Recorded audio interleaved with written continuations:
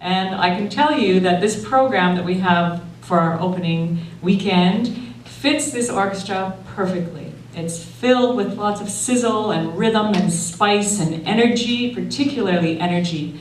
And you know, if you could come to the concerts, I think you'll be quite thrilled with the vibrancy that this music brings out of the orchestra, or is it what the orchestra brings out of the music? I'm not quite sure which yet.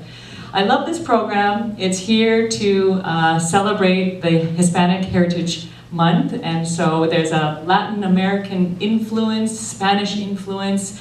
It certainly fits the weather of this area. I noticed when I flew in at 109 degrees, I thought, well, this is the right repertoire for the right place.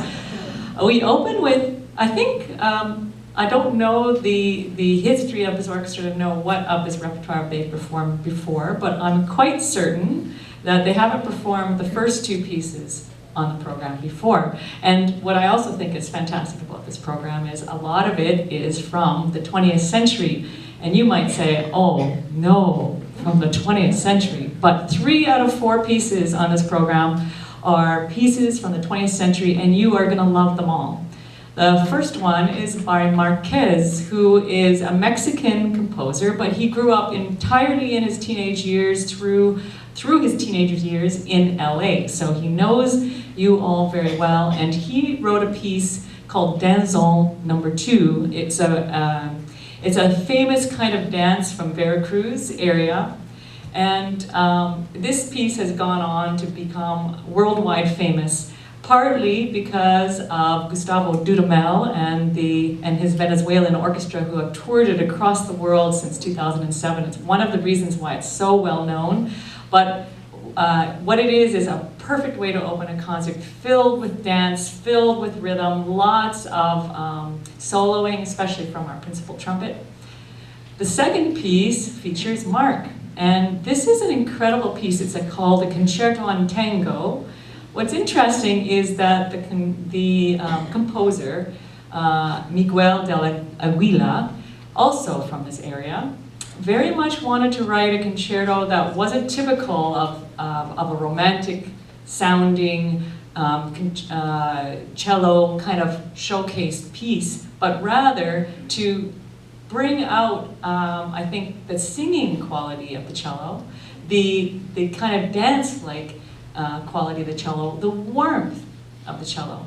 And the way he writes this concerto is really, it's a tango that not only showcases Mark to a wonderful degree, and it actually brings together a concertino of a pianist, a violinist who's soloing, conga players, bass solo, and Mark. And these 5 are playing some of the most complicated rhythms I've ever seen on a page.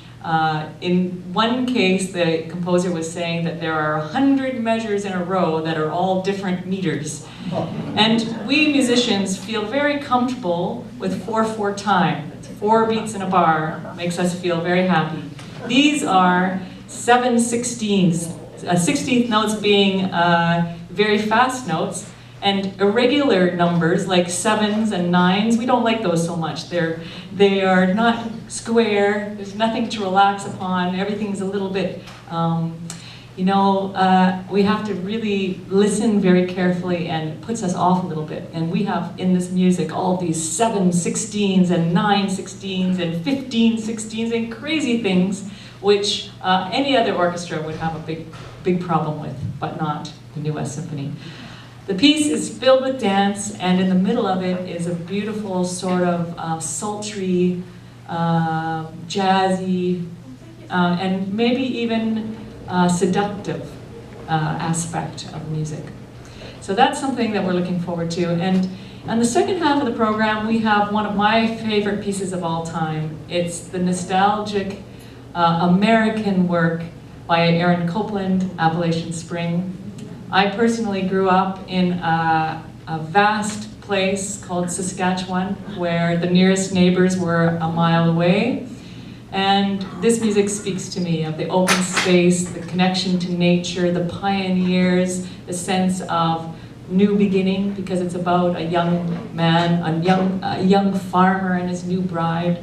And what I love is that Copeland was writing about trying to keep the music as simple as he could to reach as close to the human emotion as possible. And he does this with the most serene weaving of single instruments playing something that is so exposed that it becomes vulnerable and so special as a result of that. And it's filled with great rhythms and dance.